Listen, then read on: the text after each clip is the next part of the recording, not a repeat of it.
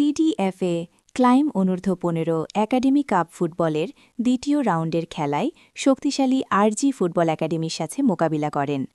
শক্তিমত্তায় পিছিয়ে থাকা দক্ষিণহালী শহর ফুটবল একাডেমি শেষ পর্যন্ত ৬০ মিনিটের খেলাতে পেরে উঠতে পারেনি ইপিজেডের এই দলটি। একাডেমির ফুটবল উপকমিটির চেয়ারম্যান, বিশিষ্ট সাংস্কৃতিক ব্যক্তিত্ব ও ক্রীড়া সংগঠক দোস্ত মোহাম্মদ ভাই আজকের ম্যাচ শুরুর প্রাক্কালে কর্মকর্তাদের জার্সি উন্মোচন ও দলীয় খেলোয়াড়দের সাথে পরিচয় ও মতবিনিময় করেন। এ সময় উপস্থিত ছিলেন একাডেমির পরিচালক ও জেনারেল সেক্রেটারি, ক্রীড়া সংগঠক মোহাম্মদ বাবুল হোসেন বাবলা, উপদেষ্টা কোচ ও সাবেক ফুটবলার মোহাম্মদ আদাউদ্দিন, সহকারী কোচ, সিনিয়র ডিভিশনের ফুটবলার মোহাম্মদ মামুন, পরিচালক সদস্য মোহাম্মদ ইকবাল হোসেন, পরিচালক সদস্য মোহাম্মদ খলিলুর রহমান হাওলাদার, উপদেষ্টা সদস্য মুক্তিযোদ্ধা সন্তান দেলোয়ার আমিন হারুন, মাঠ সহ সমন্বয়কারী মোহাম্মদ আরাফাত হোসেন সহ আরও অনেকেই। দ্বিতীয় রাউন্ডের খেলায় ভালো খেলেও দুর্ভাগ্যবশত হেরেছে দক্ষিণহালী শহর ফুটবল একাডেমি।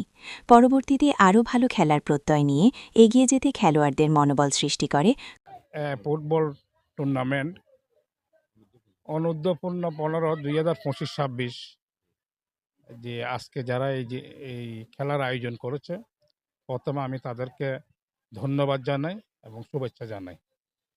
আজকে এখন খেলা শুরু হয়েছে আমাদের টিম দক্ষিণহালী শহর ফুটবল একাডেমি এবং আরজি ফুটবল একাডেমি।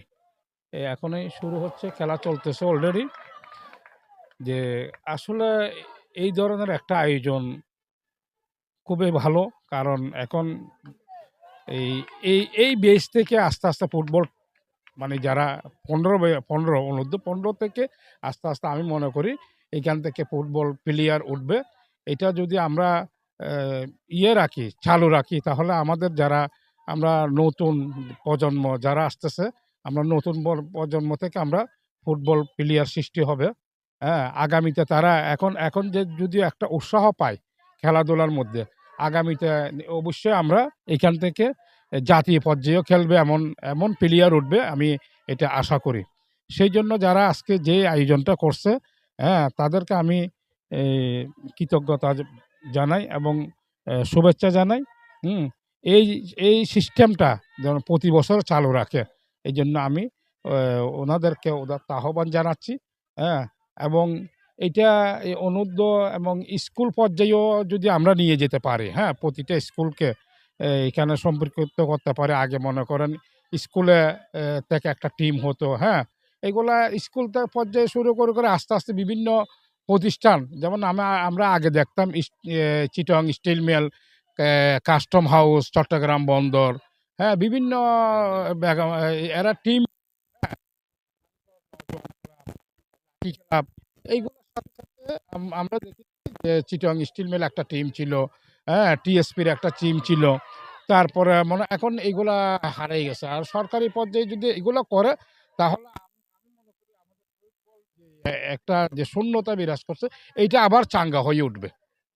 এই জিনিসটা যদি সরকারিভাবে উদ্যোগ নেয়, যেমন আমরা আয়োজন আমরা এককালে ছোটোকালে আমরা এই চিটাং স্টিল মিলের খেলা চললে আমাদের এখানে একজন ভালো ফুটবল ছিল ইসুফ বলি, হ্যাঁ, আমরা শুধু তাকে দেখার জন্য এখানে আসতাম। হ্যাঁ, যে আমরা ওনাকে ডিফেন্সে উনি খেলতো, ওনাকে এই স্টিল মেলার দেওয়াল বলতাম আমরা তখন।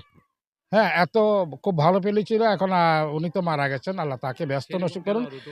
আমি চাই ইসুফ বলির মতো, হ্যাঁ, এখানে আরও দক্ষিণ হালিশহর আরও ইসুফ বলি খেলোয়াড় উঠুক, এইটা আমি আশা ব্যক্ত করছি।